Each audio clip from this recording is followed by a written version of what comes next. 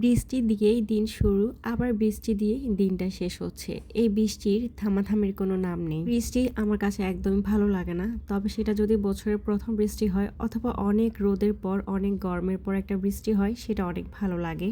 আসসালামু আলাইকুম সবাইকে, কেমন আছেন সবাই? আশা করছি ভালো আছেন। আমিও আলহামদুলিল্লাহ ভালো আছি। কারো কাছে বৃষ্টি মানে বিলাসিতা, আবার কারো কাছে বৃষ্টি মানে অনেক বেশি দুঃখের কারণ। আমার কাছে বৃষ্টি বিলাসিতা কিংবা দুঃখের কারণ কোনোটাই না। তবে সারাদিন এই ঘ্যান ঘ্যান বৃষ্টি একদম যেন সহ্য হয় না। ডিউটি গতকালকের, আর সকালে উঠতে একটু লেট হয়ে গিয়েছিল, এই জন্য আর নাস্তা বানাইনি। তো বাসায় কেক ছিল, ডিম পোস্ট, কেক আর চা দিয়ে সকালে নাস্তাটা শেষ করেছিলাম। আমি সকাল 7টা থেকে আমার কাজগুলো শুরু করে দিই। যখন যেটুকু পারি আমি টুকটাক করে ফেলি, যেহেতু আমার ছেলেটা খুব ছোট আর কান্নাকাটি করে, একা একা থাকতে একদমই চায় না। বেশিরভাগ সময় আমি কিন্তু নাস্তার পাশাপাশি আমার ভাত রান্নাটা দিয়ে দিই চুলায়। এতে করে কিন্তু আমার নাস্তাটাও বানানো হয়ে যায় আর ভাত রান্নাটাও হয়ে যায়। এদিকে তরকারি কাটার কোনো ঝামেলাই থাকে না, কারণ তরকারিগুলো আমি শুক্র শনিবার করে কিন্তু সবগুলা কেটে ফ্রিজে রেখে দিই। মসুর ডাল দিয়ে পেঁপে রান্না করেছিলাম, আর মসুরের ডাল পেঁপে আমি একসাথে হাতে মেখে বসিয়ে দিয়েছিলাম। আর এই যে কাঁচামরিচগুলোকে ভালো করে ধুয়ে তারপর ফ্যানের বাতাসে শুকিয়ে নিয়েছি। এরপর আমি কিছুক্ষণ ফ্রিজে রেখেছিলাম। এই তো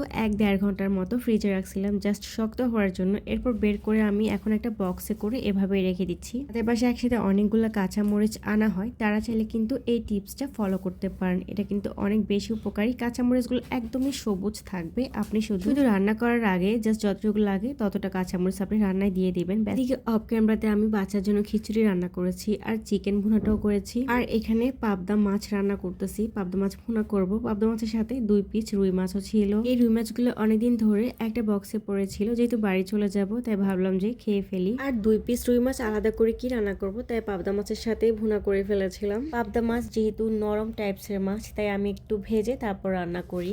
মাছগুলো ভেজে নিয়েছি, এরপর আমি ভুনা করে নিচ্ছি। এদিকে আমার পেঁপে আর ডালের রান্নাটাও কিন্তু কমপ্লিট হয়ে গেছে। যাই হোক, ভিডিওর এই পর্যন্ত যারা যারা আমার পাশে আছেন তাদেরকে অসংখ্য অসংখ্য ধন্যবাদ জানাই, মন থেকে দোয়া রইল। 2 দিন পরে বাড়ি চলে যাব, আর বাড়ি চলে গেলে তেমন ভিডিও করা হবে না, আর ভিডিও তেমন আপলোড করা হবে না। তবে সবসময় চেষ্টা করবো আপুদের ভিডিওর পাশে থাকার জন্য, আপুদেরকে সাপোর্ট করার জন্য। সন্ধ্যাবেলা মেয়ের জন্য একটা পুডিং করছিলাম, আর পুডিং অনেকদিন পরে করতেছিলাম, এই জন্য ক্যারামেলটা আমার ঠিকঠাক ভাবে হয়নি। তো পুডিং এর পুরো ভিডিওটা নিতে পারিনি। আসলে কোনো রান্না বা রেসিপি যেটাই বলেন না কেন, আমি ওভাবে পুরোপুরি করে ভিডিও নিই না, কারণ আমি খুব তাড়াহুড়া করে আমার কাজগুলো কমপ্লিট করি। যেহেতু আমার ছেলে 1 সেকেন্ডও একা বসে থাকবে না, সারাক্ষণই ওর পাশে থাকতে হবে, না হয় ওকে কোলে রাখতে হবে। এই জন্য আর এত সময় ব্যয় করে ভিডিও করতে পারি না। এইদিকে বারান্দায় অনেকগুলো কাপড় জমে আছে, এগুলো একটাও শুকাচ্ছে না। শুকাবে কি করে, সারাদিন তো বৃষ্টি পড়ে। আমার একটা বাজে অভ্যাস আছে, সেটা হচ্ছে আমার কিছুক্ষণ পর পর পা ধুইতে হয়।